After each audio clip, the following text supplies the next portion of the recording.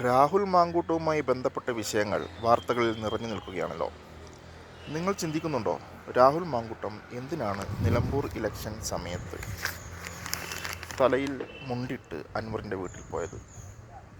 അൻവറിൻ്റെ വീട്ടിൽ പോയാൽ അൻവർ അത് പരസ്യമാക്കുമെന്ന് കോൺഗ്രസ് നേതൃത്വത്തിന് നന്നായി അറിയാം. പ്രത്യേകിച്ച് വി ഡി സതീശന്.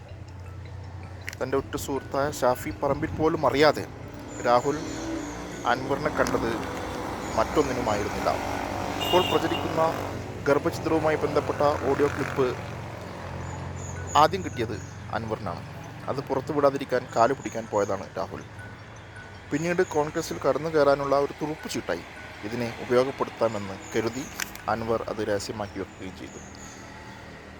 രാഷ്ട്രീയ നൈതികതയുടെ ഏറ്റവും മുതിർന്ന ഒരു ബെഞ്ച് മാർക്ക് ഉയർത്തിപ്പിടിക്കാൻ കോൺഗ്രസിന് ഇപ്പോൾ ഒരു അവസരമുണ്ട്.